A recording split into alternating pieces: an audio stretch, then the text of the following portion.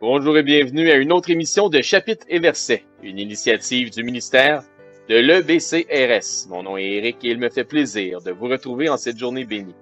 Aujourd'hui, nous allons retrouver notre ancien et enseignant principal de notre assemblée dans un message déjà en progression. Pour assister en personne à nos enseignements et prédications, veuillez nous rendre visite au 4405 rue Aurel à Saint-Hubert, sur la rive sud de Montréal, les dimanches matins à 10h30. En attendant de vous voir bientôt, sans plus tarder, allons écouter cette partie d'enseignement.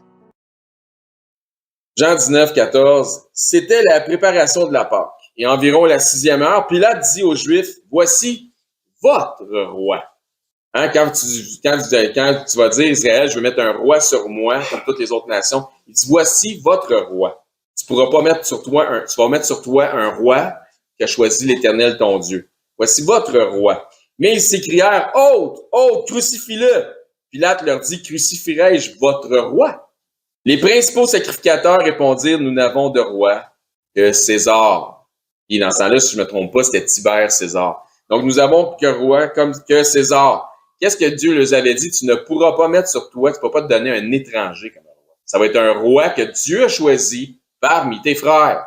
Qu'est-ce qu'ils ont dit? Nous n'avons de roi que César.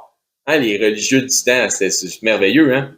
Alors, il leur livra pour être crucifié. Ils prirent donc Jésus, ils l'amenèrent. Dans Matthieu 27, 24, ça nous dit, Pilate, voyant qu'il ne gagnait rien, mais que le tumulte augmentait, prit de l'eau, se lava les mains en présence de toute la foule et dit, je suis innocent du sang de ce juste. Il est sans faute. Cela vous regarde.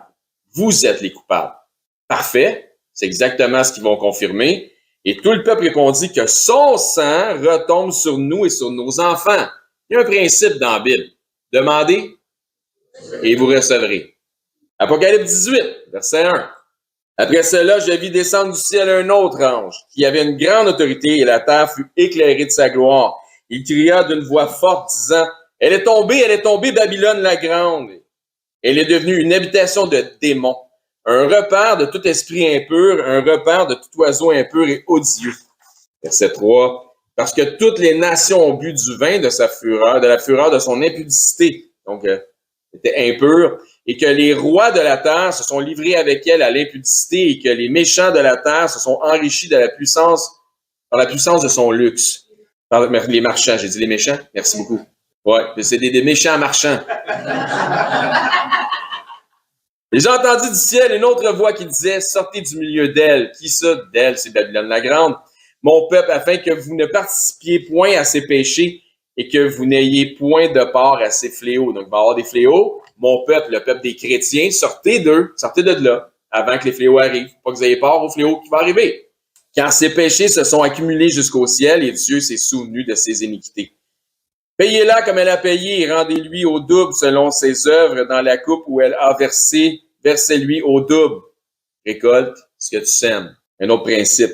Autant elle s'est glorifiée et plongée dans le luxe, autant donnez-lui de tourments et de deuil, parce qu'elle a dit en son cœur, hein, c'est élevé, c'est une boute, mais quand tu penses que tu tiens le plus debout, que tu es plus sur le bord de tomber, je suis assise en reine, donc elle trône, je ne suis point veuve et je ne verrai point de deuil. À cause de cela, en un même jour, ces fléaux arriveront, donc sortez de là avant que les fléaux arrivent, ces fléaux arriveront, la mort, le deuil et la famine, et elle sera consumée par le feu, comme le feu qui a détruit, par exemple, Jérusalem, le temple en 70.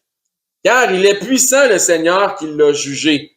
Et tous les rois de la terre qui se sont livrés avec elle à l'impudicité et au luxe pleureront et se lamenteront à cause d'elle quand ils verront la fumée de son embrasement. Se tenant éloignés dans la crainte de son tourment, ils diront « Malheur, malheur, la grande ville Babylone, la ville puissante en une seule heure est venu ton jugement. » Nous avons récemment parlé des persécutions qu'il y avait eu sur les chrétiens. Plus précisément, on a parlé de Néron Kaiser, donc ou Néron César, accusant pour se disculper la secte issue des Juifs qui était appelée les chrétiens d'être les responsables de l'incendie majeur qu'il y avait eu dans les quartiers de Rome. Vous vous souvenez qu'on a parlé de ça? Excellent. Donc, incendie dont, en grande partie, les habitants de Rome, petits et grands, l'accusaient, lui, Néron César, d'en être le responsable. Après l'incendie, il avait joué au bon samaritain, hein, donc il avait aidé la population en donnant des vivres, des logements temporaires, là, donc il avait donné de l'aide, du soutien humanitaire. Mais éventuellement, il est arrivé tellement rapidement avec des plans de reconstruction de la ville, d'une façon détaillée. Puis il avait même dit, on va renommer Rome Néropolis, parce que c'était Néron. T'sais.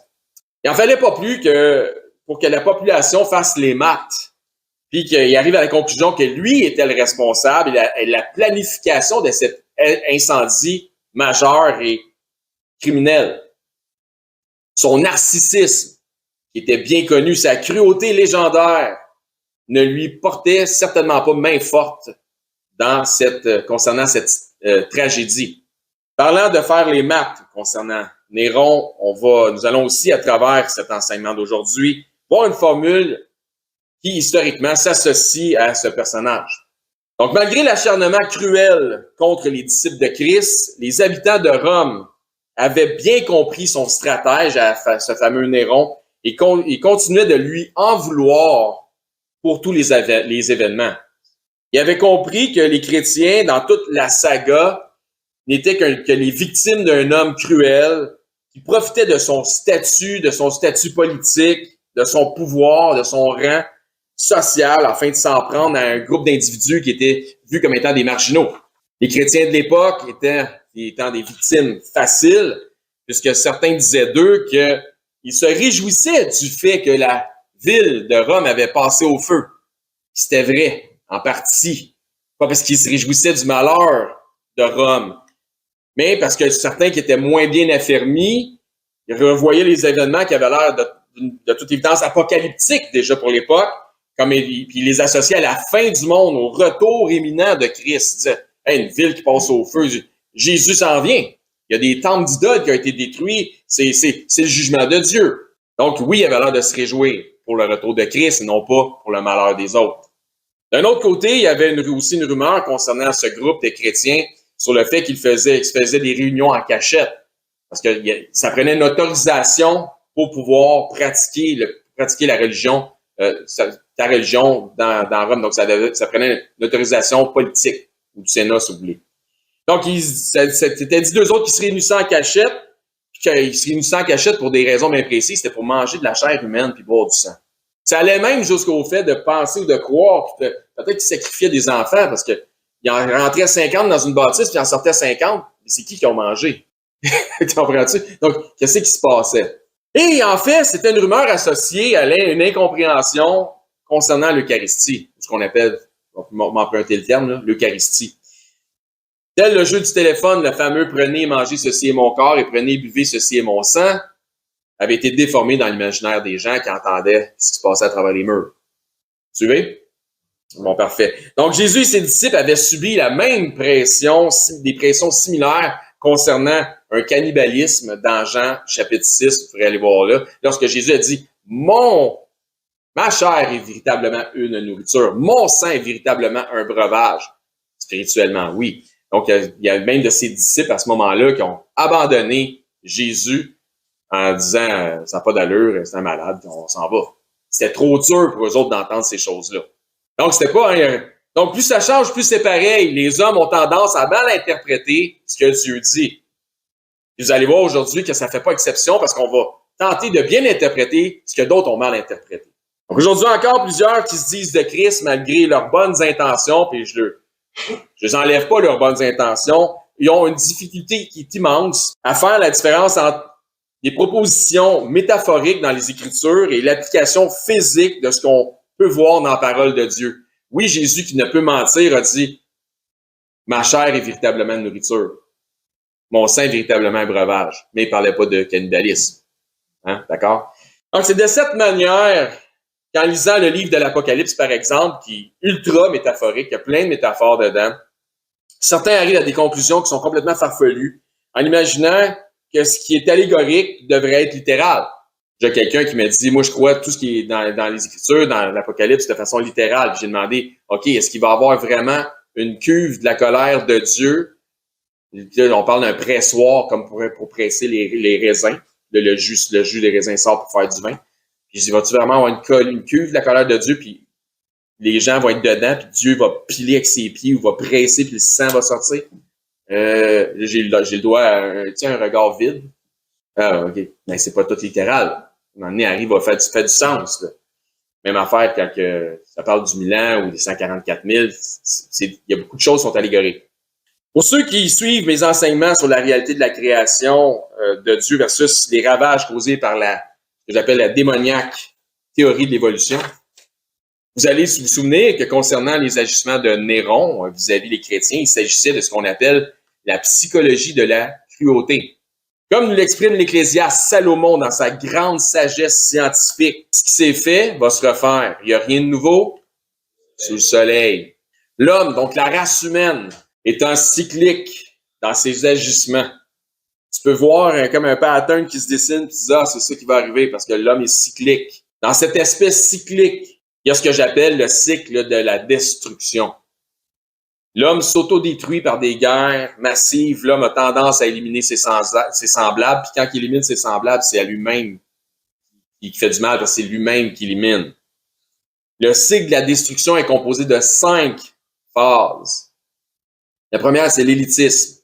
La deuxième, c'est le contrôle. Donc, l'élitisme mène au contrôle. Le contrôle mène à une déshumanisation qui va mener à une cruauté, qui va mener à la mort. Donc, 5 étapes.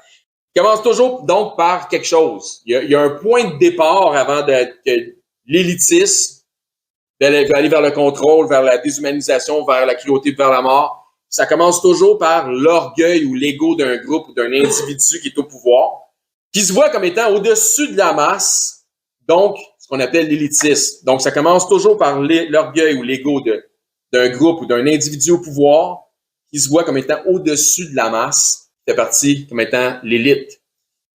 C'est comme si le leadership et l'humilité ne pouvaient pas aller de pair. Mais pourtant, oui, le leadership et l'humilité peuvent aller de pair. C'est pas parce que tu es en position de pouvoir que tu dois en abuser. Se voyant comme étant au-dessus de la masse, ceux-ci se donnent des droits, se donnent des pouvoirs, se donnent des lois, se donnent des pouvoirs, se donnent des lois. Ayant accès au pouvoir et à des ressources, leurs pouvoirs seront renforcés par des forces constabulaires, donc des milices, des polices, des armées, etc. On peut déjà imaginer Hitler et sa Gestapo.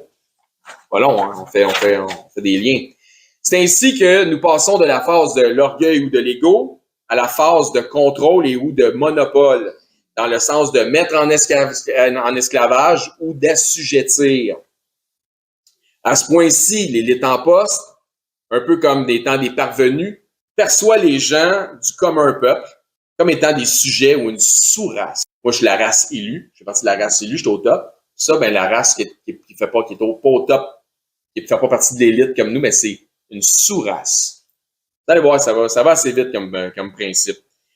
Ayant maintenant le statut, les moyens, la force et les armes, elle peut maintenant dominer et forcer la population à se soumettre à des idéologies qui sont politiques ou économiques qui favorisent leur propre maintien en poste. Dans ce cas, le meilleur moyen, afin de demeurer au top, selon les élites, est d'établir une hiérarchie sociopolitique où chacun, selon son rang, doit être soumis à l'autorité du leader, tel des castes. Donc, il y a 4 stratégies. Encore une fois, tu as l'ego dans l'élite, qui va amener le désir du contrôle. Amis, frères et sœurs, merci d'avoir été attentifs à cette partie d'enseignement. Encore une fois, mon nom est Éric, hôte de l'émission Radio Chrétienne, Chapitres et Versets, une initiative du ministère de l'EBCRS. Si vous souhaitez joindre un ministère qui, dans un franc-parler, parfois défie les perspectives générales, l'EBCRS est un ministère pas comme les autres qui, par des enseignements bibliques, qui respectent les contextes des Écritures, mais aussi l'accent sur un enseignement qui vise la maturité spirituelle des disciples. Vous êtes invités à venir nous voir les dimanches matins au 4405 rue Aurel à Saint-Hubert sur la rive sud de Montréal. Vous pouvez aussi nous écrire à l'adresse courriel suivante ebcrsmtl1@gmail.com. Je répète, ebcrsmtl1@gmail.com. C'est tout le temps que nous avions pour ce segment d'émission. Nous vous disons À la prochaine et que Dieu vous bénisse abondamment dans la mesure où vous obéissez à sa parole en la mettant en pratique. Bonne journée.